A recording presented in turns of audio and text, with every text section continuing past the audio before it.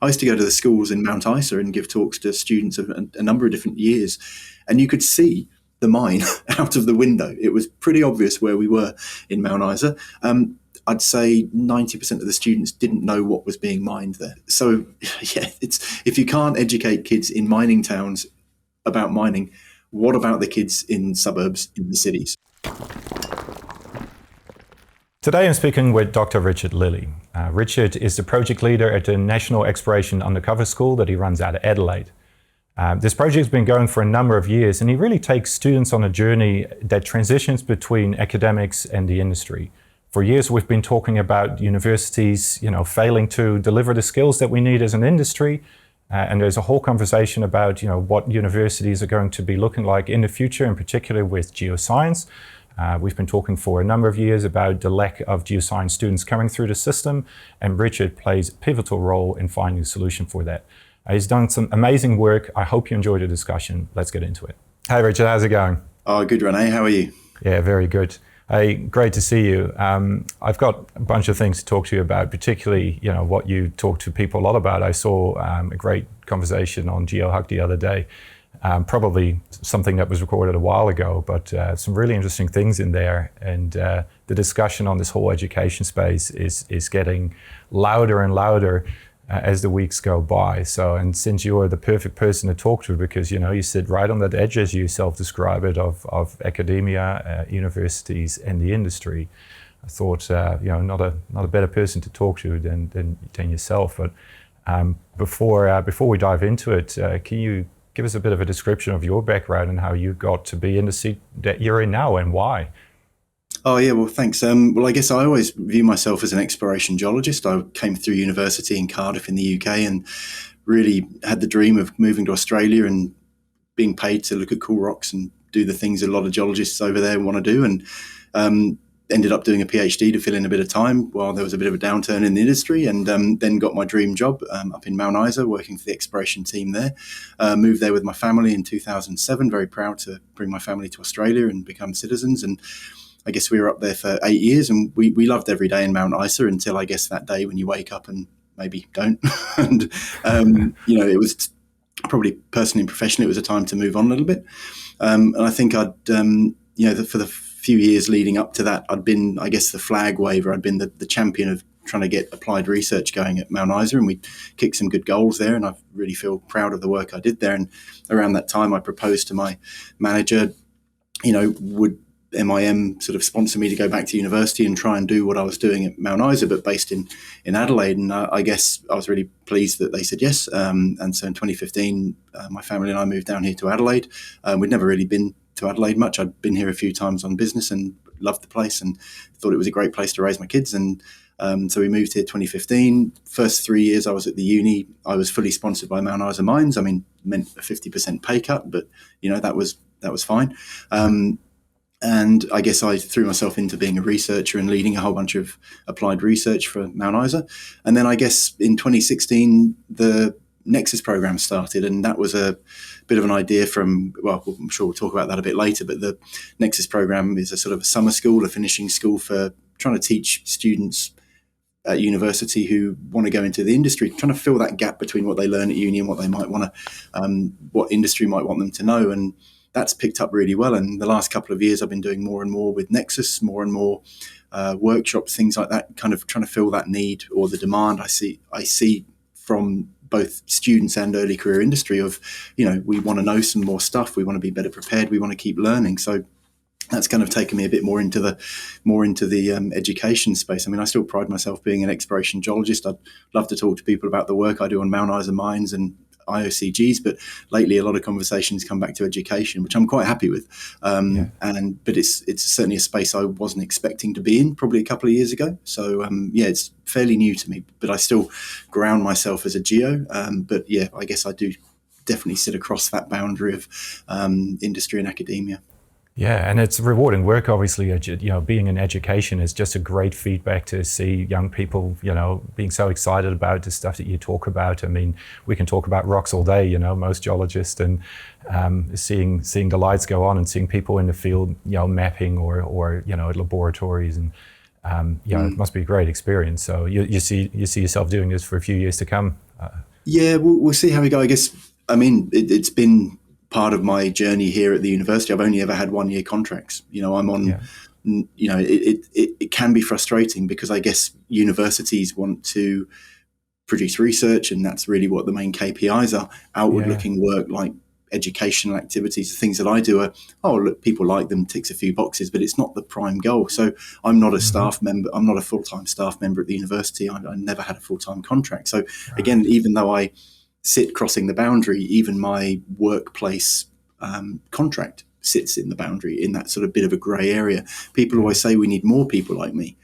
Yeah. And I think that's right. I think we need way more people crossing the boundary. But the fact that there's not many is an indication that it's actually not the most comfortable place to sit. You can say we have the best of both worlds in some ways, but you also Mm. kind of get the worst of both sometimes. So, but yeah, you were Yeah. right about your point. The being involved with students is fantastic. Seeing students who I worked with through from 2015, 2016, even before that, when I was doing honours projects up at Mount Isa in the sort of 2010s and stuff, seeing those people on their career journeys is very rewarding. And, and I think from myself, it allows me to put my, not influence, but sort of emphasize things that I think are important, like, really pay good attention to cultural heritage, stakeholders. That is the key. If you can't get on the land, then you're not going to do any exploration. So Yeah. those things, I guess I can emphasize, and I guess as well, just a lot of opportunity for talking about A rocks in lot, a lot of general. real practical background knowledge you can share with people. It's not just about, hey, what's the formula for this Yeah, mineral, or what, or how do you calculate some sort of stress regime? It is really that yeah, practical experience. And you talk completely. about that in a couple of talks that I've watched, and you've also been part of a webinar, I believe, with the AusMM. So there's obviously, at the moment, there's a lot of this conversation going on around Yeah. education. And I do want to talk briefly about the outreach part of it, but I Mm. think we've all said what needs to be said on that, and it's time for action. And you do also make, I think it's the GeoHug talk. We can put a link in the description, but where you talk about, there need to be more people into outreach and how difficult it is to do that, and who needs to pay for it. And and maybe we'll land back on that later. But I wanted to maybe swing back to the comments about the universities, because it's something that I've been thinking about for a while, in terms of how the universities have a role to play in this. Because I think, as you say yourself, universities are changing and have been changing for quite some time.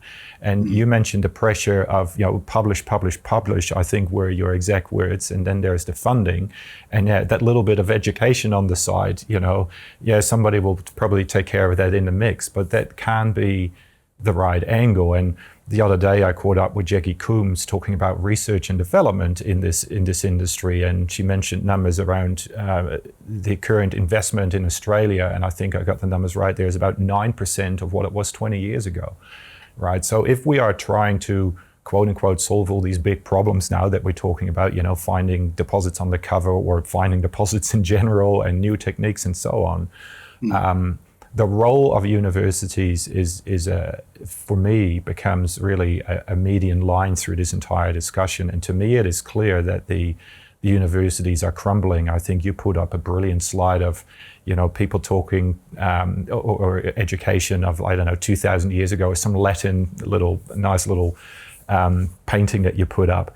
And that's been the same as, again, you say, for 2,000 years, but you can get the clear sense that that's completely changing. And maybe it started in the 70s. There's a lot of conversations you can find on YouTube, on how the woke left is indoctrinating all of our universities, and how, whether that's right or wrong, but clearly they're changing, right? And there is, you can't say things at university anymore, and it has to be, you can't even do field work anymore in some places. I want to focus on that a little bit. So maybe if you can, working in that university at the moment, do you sense that? Is the territory of universities is vastly disappearing, and does that void need to be filled from somewhere else? And if so, where from? Well, I think you've hit on I agree with a lot of your comments there. You've hit on a very big topic. I mean, I'd say the image I put up was sort of probably a 13th or 14th century lecture theatre with a grey bearded man at the front and a class full of people listening, people in the back row playing chess. Nothing's changed. University space, humans, we haven't changed in terms of how we get presented that work. And even even the current university style of lectures and students, I mean, that goes back to the Romans who copied it from the Greeks. So, I mean, we haven't really done much innovation there. Depending on whether I'm in a positive day or a not so positive day, my answers to your questions probably change a bit. Right. Probably on a positive day today, school holiday. So, but look, I guess, someone likened it to universities having the turning circle of the Titanic. Like, they're big institutions. They cut a path through, and they might vary a little bit, but things like micro-credentialing, that's been a conversation that's been happening for years. They're not very keen on it. They don't really like putting their mark on things, unless, and of course it all requires staff and the throughput and the longevity they kind of think about in sort of in terms of their institutions and that legacy and all of that. Look, I think the question of how relevant are universities today, if you want to learn programming, you go on YouTube. There's a lot of good content out there, but again, it's what's good content. That I guess the programming community are good at self editing, I suppose. But geoscience, you don't really want to learn too much geoscience from the internet, or can you? I mean, there's some opportunity there, I think. But look, in terms of, as I said, students haven't changed, people haven't changed. I hear a lot from generations older than me bemoaning about Gen Zs, and they don't want to work hard and they don't want to do this, but then I sometimes realise, well, actually, I work with Gen Zs all the time. They're the people in my classes, and they're the people that come on my programs. Really, they want to be involved. They want to feel like their opinions are valued, and they want to know what the plan is. That's all of us. We all want that. And I think every generation is going to say that. And I think in terms of how people learn, identifying students who have that passion and, helping lift that, that's a way that a lot of universities work. I guess the university lecturers and teachers that I work with, I am genuinely impressed by how much they care about the quality of the education. There's no question that everyone working at a university wants to do the best they can. But, time can often be a factor, the research pressures on all sorts of things. So an academic is really split into three. There's like a third research, a third teaching, and a third sort of admin and that kind of thing. So finding that time and trying to excel at all of them, or excel at one while balancing the others, it's a really challenging role. And you've also got to think, teachers aren't that well paid. So, there's certainly scope, I think, for more collaboration between industry and universities, sponsoring people to go in and teach. But then, of course, who's going to vet what they get taught? There's a whole mire of where do you draw the line? How do you gate the opportunities? And again, a lot of the universities, they're probably more interested in $1 million research programs than they are in getting an extra teacher in. Yeah, and that's, I mean, to me, just listening to that, I don't feel it's the quality of the teacher's problem necessarily. But you talked about YouTube, and I think that's part of the problem and perhaps the solution as well, because you find all your answers on the internet, and any answer you want to know about, you'll find it on the internet. There's certainly the question of what is the right answer, and you mentioned some sort of self-regulation of some industries, but I can certainly see how a curious mind and an inquisitive person with some little bit of homework can find the right channels to learn about many of the things. But I think, again, coming back to one of your other presentations that are out online, you talk about this T-shaped model, and I kind of agree with that approach, because you can't really learn good geoscience from the internet. And I mean, I don't want to sound old, I guess, or conservative here, because I'm actually thinking you can learn almost anything online, but there is no alternatives to something like geology and standing in a field and mapping something. You don't learn that from virtual reality. I can definitely see how core logging skills in 30 years from now will all be interactive with an Oculus thing on your eyes, and you can pick up a virtual piece of core in a core tray and it's all laid out for you. I can see that happening.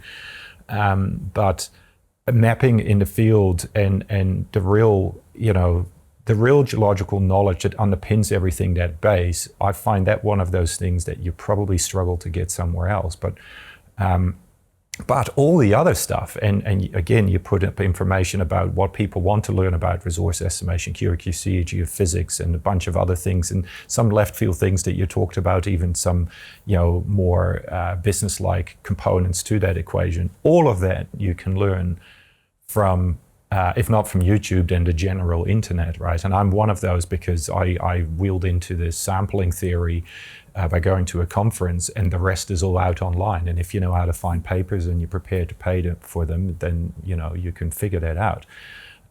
But so this YouTube revolution is I think definitely a component of that change. I mean, people don't go to lectures anymore; they just stay at home and they binge watch it at the end, and so I think that will probably. Already a university system that is pressured more towards publishing and funding rather than education. It will only make that education space harder. So the question again becomes, who fills that space? At the same time acknowledging that, particularly for geoscience, that foundation still must be a person-person interaction thing at some sort of higher education institution. If it's not the universities, what else then? And sorry, before I stop there. I mean, you do make also a clear point that, and something I agree with, the people who look for extracurricular activities, who join an OSMM or an AIG or SCG, they tend to do better because they seem to be, hungry enough to broaden that upper echelon of learning beyond the base skills and start picking those things up. Turning that into a question, are those institutions the place to fill those gaps? I mean, you can see the OSMM and the AIG and other institutions positioning themselves in this micro-credentialing space. Are we going to see the next 10 to 20, 30 years as universities will have 2 students sitting there in the classes, and the rest is all taught through a number of self-learning online or little bits and bobs here through institutions and so on? Although I think you've raised a couple of good points there. Again, I would like to think that the face-to-face teaching at universities is going to continue and will continue. It has done for hundreds of years. I see it continuing. Obviously, having the ability to learn remotely works very well for a number of people, those who have commitments at home, caring duties, or literally living in different parts of the world where they can't get into the uni. So I'm pleased to see that side of learning and education growing. I don't think it'll replace the face-to-face. I mean, the old adage is the best geologist is the one who's seen the most rocks in the best company. So you're not going to, we can have 1 million 3D scans of tourmaline crystals, but it still doesn't replace picking one up and looking at it, which is, I guess, one of the joys of our science, really. But the question of where's it going to go? I mean, look, the AIG and the OSRMM, I can only applaud the efforts that they're putting into, and the ASCG into kind of online learning, micro-credentials, that kind of thing. There's always been a big discussion between where the societies link in with the university education. I think the fact that the universities have been so slow to pick up micro-credentials gives the societies a good opportunity to do that. And really, I've asked fairly senior people in industry, does it matter if someone has a little certificate that says they've attended the NExUS course, for example? And generally they say, well, it doesn't really matter. If they've done it and they've learned from it and they've got it on their CV, that's fine. Does a tick in a box or a little medal thing matter? It will for some people, and particularly international people who want to upskill and get those credentials. For domestic students in Australia, I don't know if it matters too much, really. And I've been flipping and flopping my ideas between whether I like the idea of micro-credentials or not. I've got a few ideas of what I'd like to see, particularly through NExUS. I mean, the societies are doing well, but I think we do need to address the fact that both the main societies in geoscience have got a very aging membership population, and I think the efforts that are being done to engage with the next generation are obviously going well, but I think more could be done. I think we just need to look at representation on the board from younger members and that sort of thing is really important, because even myself, I've got teenage kids. I always check with them before I do stuff for NExUS to see whether it's actually potentially relevant. Obviously check with students at the university as well, but I think we need to empower those younger voices in terms of how we develop things, really. Do you have that feedback loop at NExUS? I mean, so I think you just said, you go back to your students, but have you got a formalized process of looking for feedback, and do do you stay in touch with them to actually measure success? Because when they actually land their job in the first year and the second year, or is it just sort of ad hoc as you catch up and it's anecdotal feedback? Or because that would be powerful data, I guess, to present to any stakeholder and said, this stuff is working and it's not just anecdotal. No, we do. I mean, to be honest, I probably prefer anecdotal feedback. I love hearing stories about what students have got up to and how it's benefited. But you know, every year after NExUS, we do a full sort of feedback survey, find out pros and cons of that year's course. We feed that back into feedback from every year, and then every now and then I did one actually beginning of this year, a feedback from the alumni. I think we're about 207 alumni now come through NExUS, and we had about half of them take the survey. In terms of it was a pretty simple survey. I didn't go too hard on it, but it was you know, who's still in. I think there's only one person who's not in geoscience still. Nice. From the groups have come through, and you know, hearing the stories of, you know, how it's helped and how assisted. One of the ones that came out from the most recent survey was how many people noted that, you know, obviously they might have studied geoscience on the East Coast, and a lot of them are working in Perth and in WA, and having that sort of instant friendship group, instant network from the NExUS experience meant that, you know, some of them felt much more comfortable moving into state because they had some friends who they could go and hang out with, people they knew at different companies. It was really, so that sort of connection through the networking side of NExUS is something we didn't expect, and is something that's been a lovely flow through. But yeah, no, we do check the metrics in terms of who stayed in geoscience and who hasn't, and they're fabulous. Because you talk about the gaps between what universities deliver and what the industry expects from students, right? And there seems to be this disconnect between it, and that's obviously what the program is intended to fill.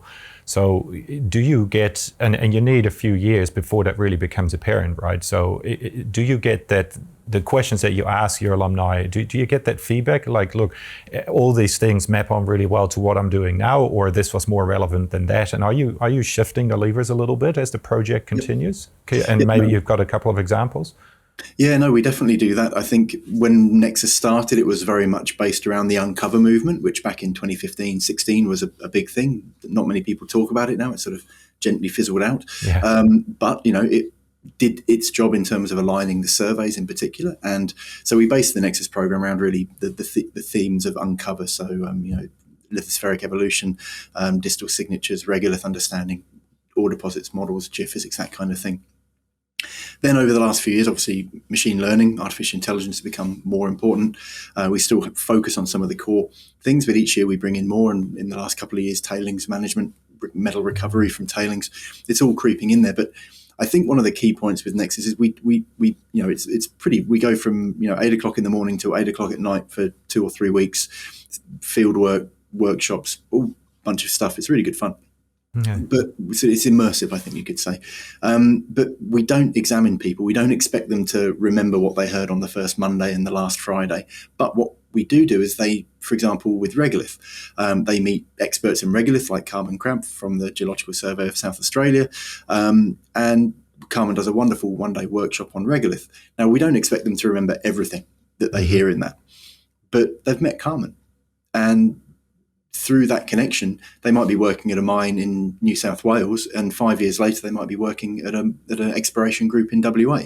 Yeah. Suddenly, they need to know regolith, so they email Carmen and say, "Oh, Carmen, what do you think?" And I think it's a Steve Jobs quote where he says, "You know, he's never met anyone who doesn't help him if he asks politely." Yeah.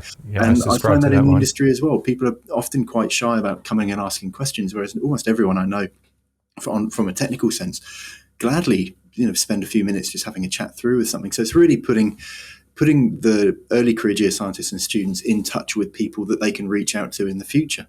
And we see this time and again where people have changed careers or changed roles, I should say, from maybe mining to exploration or vice versa, and contacting me and saying, "Oh, you know, I hadn't done much on magnetics, for example, but I see you've got a workshop coming up.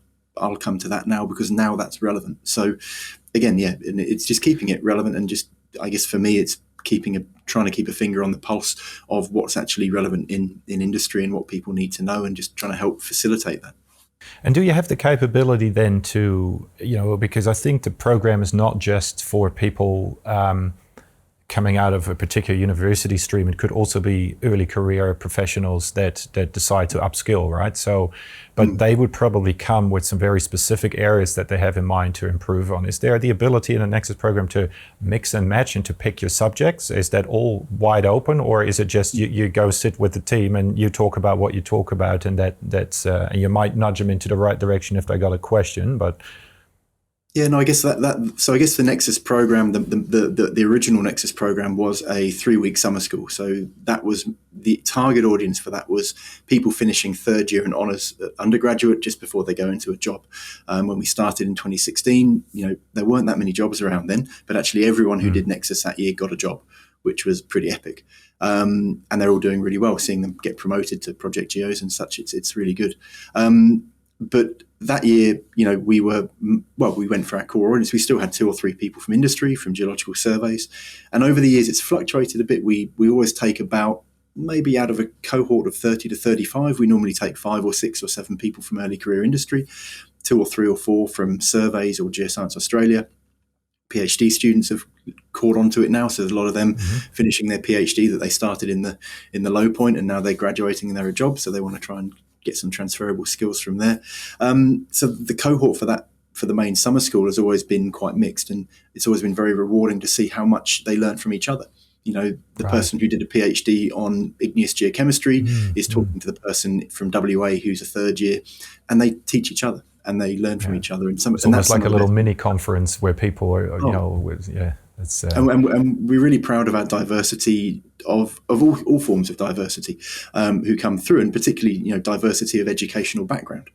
We did a 1-week NExUS roadshow in Perth last year for the first time. The borders were closed. How do I get 30 people from Perth here? How about I just go to Perth and organise something there? And it went really well. And I think out of the group of 24 people, I think we had about 30 universities represented, because there were so many people from interstate, international, masters, PhDs. It was a real melting pot of geological ideas. I loved it. It was great. Yeah. And then probably in the last 2 years, and we were going to do it before we all got locked down anyway, but the idea of doing some online workshops had raised itself in 2019.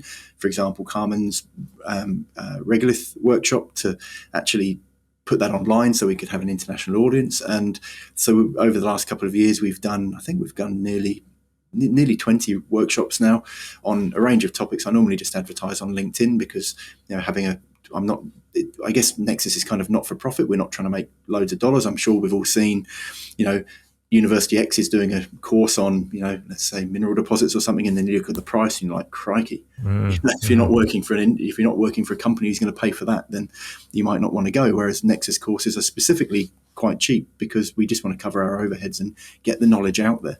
And we're grateful as well for those people who come and present and either offer their time for free or for a minimal cost.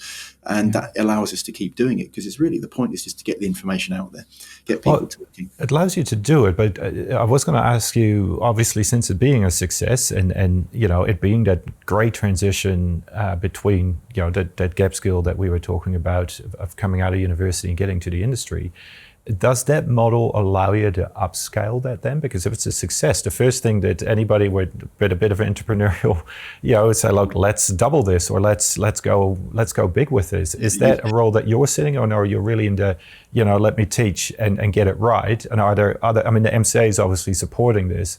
What are the mechanics around that? And are these discussions been had? Are we trying to upscale this? Because clearly it's a success. Yeah, no, look, you've kind of triggered me a bit now, because this is something that's very much in a good way, but this is something that's completely on my mind 24/7. I think NExUS, up until about 2019, people knew about it, but it was kind of possibly under the radar. Up until then, we were solely funded by the Minerals Council of Australia, which was fantastic.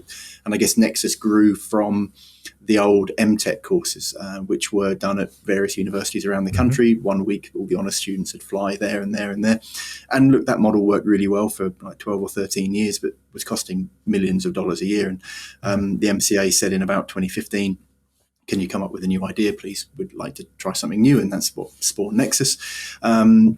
To be honest, about this time last year, I was sort of scratching my head thinking, what am I doing? Because NExUS was getting funding from the MCA. I was still on annual contracts. I was working myself to the bone for not a huge salary, and I was thinking, what on earth am I doing? I obviously still had the passion to do it, but then Oz Minerals came along last year and offered NExUS funding for another 3 years, which complements the MCA funding. So for the first time this year, we actually have a stable funding for a year or two. But of course, people like the MCA only have annual budgets as well, so we never knew each year whether. And so I was still, I was on 2 or 3 short contracts a year, which is not ideal when the industry is booming, But anyway, but then I guess, the conversation around with Oz has been, how do we grow the pie? How can we, NExUS is working, they want to support us. They don't want to restrict what we're doing or impose too many rules. They just say, look, we love what you're doing, we support it. How can we grow it? So this last year, I've been really thinking about how to do that. I've had ideas of, from spinning NExUS off into its own sort of Australian mining academy kind of thing, but it's a hell of a lot of work, needs a hell of a lot of commitment. The university sector's in flux, downsizing and changing. The industry is, doing a few things still even at the moment. No one, it's a big commitment. And frankly, I'm a geologist. I don't really want to run a business like that. It's a bit too much. The other models we've got are, keeping it at the University of Adelaide. Keeping it at the University of Adelaide is how it works at the moment. Another model that's been suggested not too long ago is to actually spin NExUS off as almost like a society where we sort of like have memberships and things like that. But I guess as soon as it becomes about money, I think it loses a huge amount of its authenticity and its purpose. If we were just to become a money-driven, let's put on these workshops and make cash, then kind of people see through that immediately. It comes with it. I mean, and I think some of the feedback I get as well from the NExUS program is, that people see how hard I worked to get it to happen. And that itself drives a value because they're seeing, oh shit, this must be important, and I see that as well. And I think, I probably should hire an admin person to help me, but at the moment, everything is sort of through me and people who volunteer their time to present and take part. So I quite often get comments like, oh, well done to you and the NExUS team. And I think, oh gosh, I wish I had a team. Well, I do. There's a lot of collaborators. We have a committee now, and I get a lot of input from them. But and then the other comment is, if something's successful, why do we need to grow it? Why does success always seem to include doing more, busier? Yeah. Why can't we say, well, the model works, we could do it like this for the next 10 years.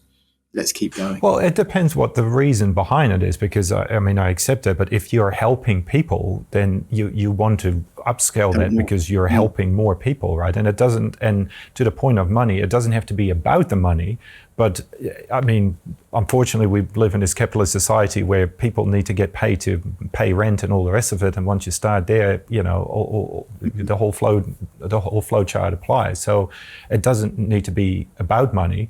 But if there is a funding model that makes sense and is not premised on making a profit, then, why not? And scaling is not, as long as you scale it for the right reasons and not to make more profits, I think I wouldn't see any problem with that. And coming back to Oz Minerals, and shout out to them for supporting that, but, I could see how 20 companies might be equally interested in funding at least double or triple that altogether, right? Because on an annual budget, that is probably a drop in the bucket for them. And it might be the difference between 21 people and 50 people or 100 people in a given intake.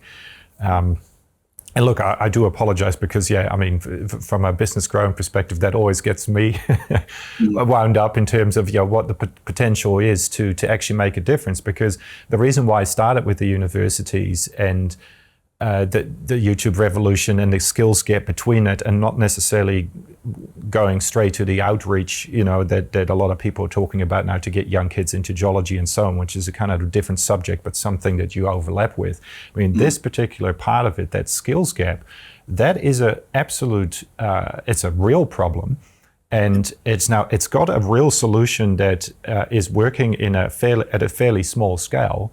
So why would we try to come up with different solutions if you already see something that's working, right? It sounds fairly logical. Obviously it never is. It doesn't mean it has to be easy, but it certainly makes sense then it does get beyond the personal, and it does need to get into a business, and then some people will have different ideas and slightly different interest and politics, and before you know it, it won't be fun anymore. And I can completely see that as well. So no, look, you're quite right. Look, at the moment, it's a very streamlined sort of process, and I guess it's worked so far. But you're right, it does need to evolve and change.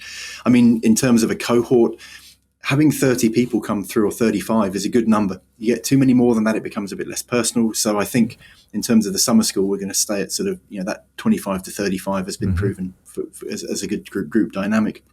But look, I do have a funding model on paper. It's on my list of things to do, which I'll get to. We're going to go with a sort of gold, silver, bronze type arrangement where we have several companies have indicated quite a lot of interest. Even service companies have offered to fund as well, and it's all great. I mean, honestly, at the moment, if I had more money, I don't know what I'd do with it, because costs are covered. But again, if we're going to go for that next level and have maybe admin assistants and try and build a bit more, then we will need some more sustained funding. So I think I'll be rolling out that model later this year. I guess the other caveat to that is, at the moment, we're all run through the University of Adelaide, and we're a sort of not-for-profit educational initiative. If I start bringing in lots of money, then some eyebrows will be raised, and the universities do quite like taking a bit off the top. So I'm also concerned that I want companies' money to be well spent and valued, and not lost in the pot, So that's something, that's probably my own personal issues there. So, but look, there is a model. I do like to think that we're gonna by the end of this year, we'll probably have reached out to 2 or 3 other companies and get some sustained funding for a few more years. Wow, that's really exciting. And again, anybody watching who sees this could be something for them, maybe get in touch with yourself. I'll put contact details for us in and get people in touch. But wonderful project, and I've only just started really understanding more about it recently. So really love the work that you're doing, and hopefully it will make the change. Or is part of the change that we're all looking to create here. And it's people like yourself who make this happen, right? Who are actually prepared to give up the wonderful $200,000 plus packages to actually go and teach people. That's exactly. So more of that. So absolutely fantastic. And anything else that you wanted to share about the NExUS program, or anything attached to that, or otherwise? Yeah, look, I think your comments on how do we grow it are very pertinent, and it's conversations I've been having with a few people lately, and I do appreciate input on that. Look, the program, it's gone really well. We've been and again, I guess the main thanks to me go to all the people. I mean, we've had hundreds of people take part over the years. It's never been static. It always changes, and everyone's always been very keen to be involved. So I'm really, really proud of that, and I do genuinely want to carry it on and continue it. I do need to think of a succession plan though at some point, because my beard's getting grayer and grayer, and we need some youth to come through and actually pick it up from me and take it. It's been a few years now since I've been an active explorer, so I'm obviously bringing in people who I know who are still working in active exploration seniors to sort of impart that. But I guess as well, NExUS is evolving to not just be about exploration. We're much more. We're talking about social issues now. We have cultural awareness training as part. Aboriginal cultural awareness training is part of the course now. There's a lot more to it, and really, you could easily justify having a geophysics NExUS, which actually the ASEG are trying to do this year, and I'm trying to support them as much as I can to get that going. That's going to happen in September. You could do an environmental NExUS. The model of just getting people who care about these things, students and early careers, together to do a week or 2 week intensive kind of field course. It's not, we haven't patented that. That's been happening for years. NExUS itself is based on the North American geophysics summer camp model, where they literally take people to an American summer camp, stay in the woods and do geophysics for a few weeks. Brilliant. I think, really for me, obviously I can't do everything, obviously, but I think if other people, even at other universities, I've spoken with people who were trying to get something similar happening on the East Coast, just a sort of a week or 2 week program, aligned with the universities, but also separate, so you can actually bring in all those industry skills. All of these things just need to happen, and NExUS doesn't need to be the only outlet for that. I'd love it if another one started in WA or New South Wales or something. That would be awesome. But again, that brings us onto the topic of who's coming through, and that brings us to the topic of enrollment numbers. Well, they're just about recovering a little bit now, but they're still half what they were 8 years ago. So, we really need to think about how we get the next generation of geoscientists and all STEM and engineers through, because all those numbers are terrible as well. And unless we have sustained support at the grassroots, at schools, then we're going to suffer. The skill shortage you mentioned is real. It's growing. It's only going to get bigger. And I think, as you mentioned, the upskilling, the kind of the continual learning, the days of someone going in and spending 30 years as a mine geo have kind of gone, I think. Maybe that's still the case for some people, and that'd be great. But, really, if you spend 2 years in the mine, then you might do resource geo, then you might go into management, then you might change company and go into ESG. There's a whole range. So the ability for companies to retain talent and upskill the good talent they have within their organization is only going to grow. And I think that's something that NExUS is sort of quite well poised to assist with. But that facilitate, you need a growth then to actually facilitate that. But it needs to happen. And I personally, universities they're financially strapped. They're struggling. The whole way that the worth of a researcher is calculated based on essentially publications is a bit stuck. It's a bit messed up, actually. It doesn't reflect very well on the work people do, I feel. Kind of lends itself to lots of little publications that might not really do much. Anyway, that's another issue of mine. But the reality is we need more people coming through, and universities are strapped. So I wouldn't necessarily rely on universities to do this. You mentioned earlier about committees and societies and politics. I guess I've been on a few committees and things for this, and I don't tend to stay on them very long because I don't know, sometimes it can just be a bit, it's hard to get things actually done when there's so many good inputs of voices. But I guess that means NExUS has been fairly streamlined in our decision making. But look, it's challenging, and it's not going to go away. No, I mean, it is challenging. I mean, again, with the universities, and without going back to that same point, I mean, the problem with universities as well, or people going to universities, there's a number of factors that are at play. I mean, I think the problem in America is what happens to the debt, right? That's become a major issue because, in a socialist society, the Bernie Sanders of the world will pay for it all as a government, right? Which is one solution to at least not disincentivize young people going to study. But if you say that universities are more and more cash strapped, it won't be the universities picking up the bill if people end up, in retirement with the loan still that they had when they left university. It's not the incentive that it used to be anymore. And that's another strike against the university system, and to come, and I'm not completely aware of how that structure works in either New Zealand or Australia, but I'm sure it will be similar things for people to consider when they make their choices about going to university or not. But on top of that, you just don't know where you're going to land if you enter that university space. And in terms of an outreach, the problem that we skated around a few times now, we need to get more people into geosciences. And it's fascinating to see that it's not because what we had thought for quite some time, it's because of it's dirty or environmental or other reasons. It's just literally because they don't know about it.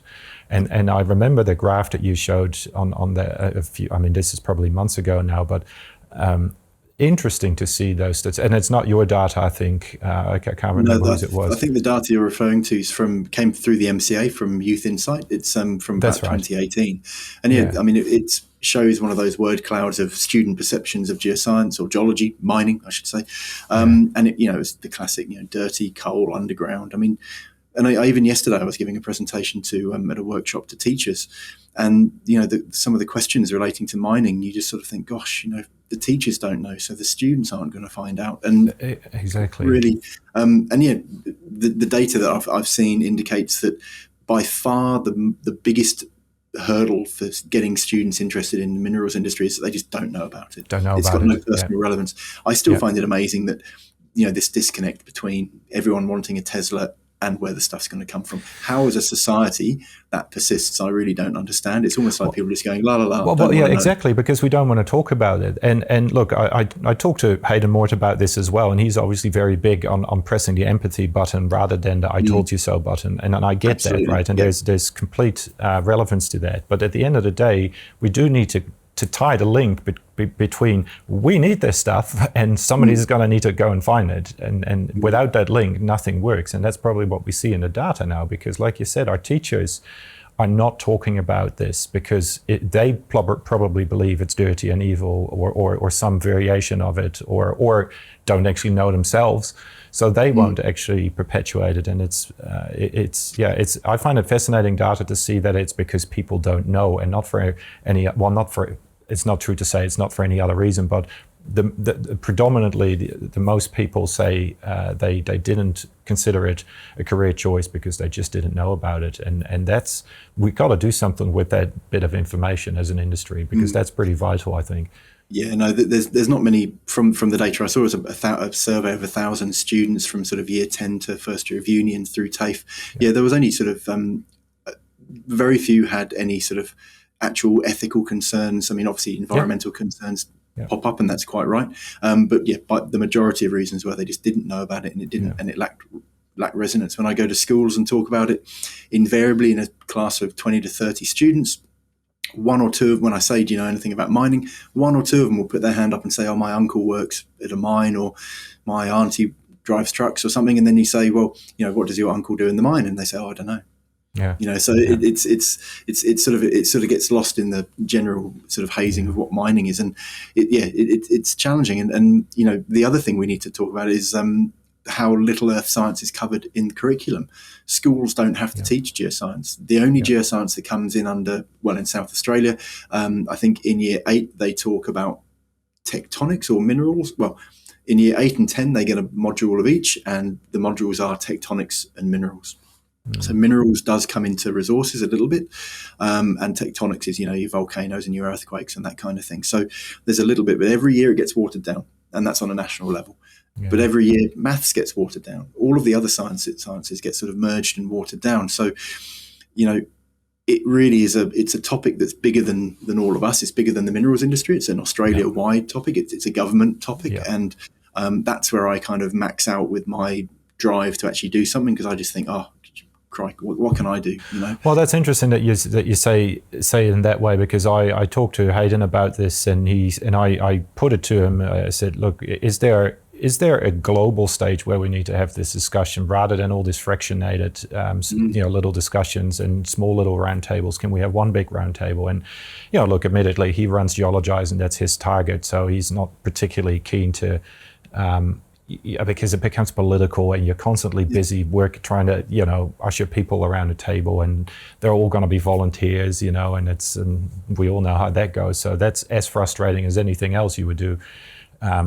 So I see that it needs to happen, but it's not quite clear where it needs to happen and who needs to drive it. And I can see from your perspective, look, where you say, look, it's bigger than a person. That's got to be a group with serious clout to be able to get people around the table. And I guess with my AusMM hat on, that's something that I'm passionate and the entire board is passionate about, is driving exactly that. It's just the whole reason why that education roundtable has been created, a future workforce, because we recognize that that's not a discussion that you can have at national level. It needs to be had at global level. And we will be talking about this for many years to come, until the pendulum has just done its thing and swung wherever the hell it wants to swing to. I totally agree. The future has been made for us without us trying to interfere with it all the time. But look, I think I was just going to say, hats off to yourself and AusIMM and you, the whole of the AGC, who are sort of trying to get papers together and letters. But I kind of do honestly look at that and I think it's great. But we can write a lot of letters, and where's that actually going to get us unless they land in the right person's hand, unless it suddenly ticks a box for that politician to promote it. I think, it's a really big topic, and I agree, very much a global one. Then you could take the flip side of that and say, well, how many extra geos and how many extra geophysicists do we actually need? We're lucky in geology. There's always enough people that like looking at cool rocks that we don't suffer like from the engineering where they literally bottom out. I think, an extra 200 or 300 geos a year, probably another 30 to 50 geophysicists a year. I can't talk for the engineering side, but, we're not talking about crazy numbers. So, I used to think, even until yesterday, my perspective was changed even yesterday, that one of my aims with NExUS was a bit of an idea back in 2019 that we had, 150 or so at the time alumni. And I thought, wouldn't it be great if all of these brilliant, young, keen geoscientists go to one school a year? I said to them, look, if you each go to one school, wouldn't that be great? You'd interact with up to thousands of students per year over the course of the group. But it's just really challenging for people to get into schools. COVID happened, it's challenging. But the other thing, talking to people yesterday at the conference, if you put yourself in the sort of mindset of when you're at school, someone turns up, talks to you about something, and then goes again. There's no context. That's not if it's not linked to the learning, if it's not linked to your class, if there's no sustained, effort, then it kind of falls a bit flat. I used to go to the schools in Mount Isa and give talks to students of a number of different years, and you could see the mine out of the window. It was pretty obvious where we were in Mount Isa. I'd say 90% of the students didn't know what was being mined there. So it's, if you can't educate kids in mining towns about mining, what about the kids in the suburbs, in the cities? So, it's a bigger question. But again, like I say, we don't suddenly need millions of geologists running over the hills. It'd be great if everyone had a better understanding of earth science, for the challenges that are facing society moving forward. But, I think there are, and this is the other thing in the space of geoscience outreach, and I'm learning about this all the time. In every state, there's an awful lot of good things happening.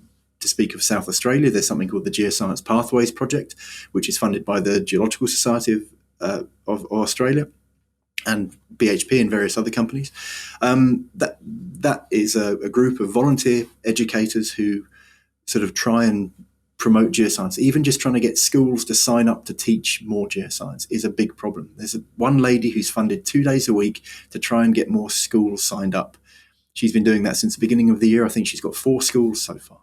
This is not something where, and I'm sure you've seen this in companies you've worked for as well, you're sitting there going, right, we need to do some outreach. How much we got? 10, 20 grand? Yep, throw it at that group. Yep, that'll be fine. Tick the box. Let's move on. That happens with societies. I've put bids in for various funding from various groups, and I've seen had the response letter saying, we funded you last year. We don't need to fund you this year. There's no sustainability there. Susie Urbanak, who I caught up with yesterday, who runs the Core Learning Foundation in WA, she's been struggling for 15 years to get any kind of sustained funding. She still has even with probably, I'd say, the best educational setup for getting into schools and educating students on a grassroots level about the minerals industry. She's been running it for 15 years very well. It's probably the best model in the country at the minute, and she still struggles to get funding every year. And you're thinking, crikey, and support, and it relies on her drive. These things rely on individuals to actually get up out of bed and say, I could be earning that money doing that, but do you know what? I'm actually going to do this today.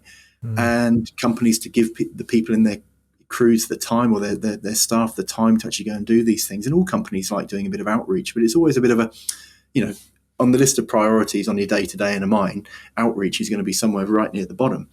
And look, that's just how it is. But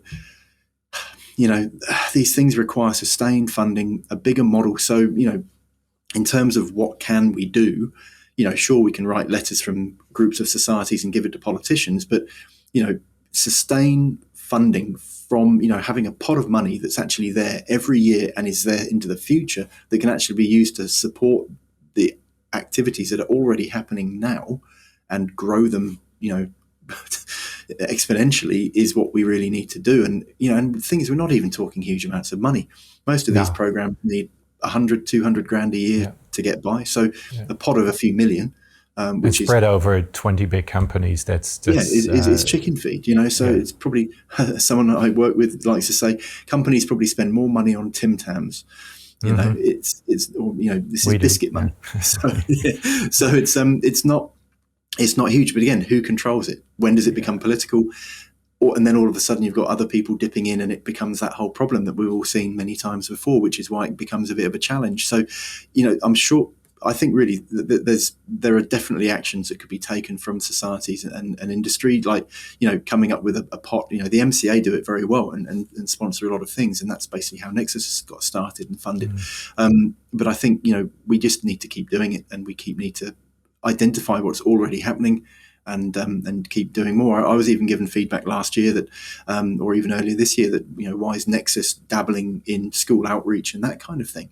Because there's lots happening. You don't need to go into that space. And I said, well, geez, actually, I don't know where you are, but there's not that much happening. There are plenty of websites, and there are plenty of groups doing stuff, but it's all based on volunteers. It's all based on people giving up their time. So we need more of it.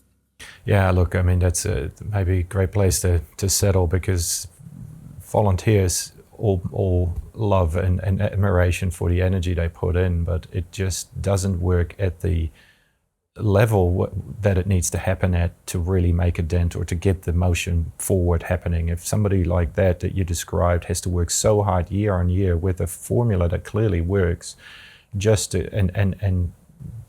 gets enough funding to keep the lights on for something so important, and we don't have the dialogue right. And I think this is why we're having this discussion as well, and why we need to have more of them at the right levels. And from what I can see, we're having them, but at the same time, like you said before, I mean, industries go up and the industry trends go up and down. Right now, arguably, we could be looking at another bearish period, and budget will change, and it's an incredibly complex space. So it's, but again, as long as there are people like yourself, fighting the good fight, and people having the discussion, hopefully there's enough noise at some point to make change, and that's, I think, all we can wish for. But it's a wicked problem, as I heard somebody describe it the other day, and we won't be out of it for a while. But I do genuinely believe that at least we're moving forward, and there is a middle line coming out of this. We're saying the same thing. The right people are talking. The one thing that I think we can do better as an industry and is to centralize all of those efforts, because as good as it is to have a group like NExUS do outreach, and this group here, that's everything makes a difference. But I think if you really want to make change at that level, you need more momentum, and then unfortunately it does come down to funding and how much you can do with that funding to really make a difference. And that's something that we don't have a solution for just yet, but working towards it. Look, thanks very much for making the time. I really enjoyed this discussion. I've been looking forward to this for some time. Next time in Adelaide. I used to live in Adelaide for a couple of years. Like you said at the start, my favorite city. I had to make a choice at some point, but love coming back to Adelaide. Really had a good time there, and maybe next time around, look you up and grab a beer. Yeah, no, that sounds good. Thanks for having me, and thanks for starting the conversation. I do feel that I agree. We're moving in the right direction. There are a lot of good things happening, and there's more good to talk about than not so good these days. And I think that's only going to improve. And look, I think I just look forward to all of these conversations where we're talking about it are good. And I'm sure, as Hayden would say, we just need to do more of it and get out there, and we can only try, can't we? That's it. Let's do it. All right. Hey, great to talk to you, and catch you later. No worries. Thanks very much.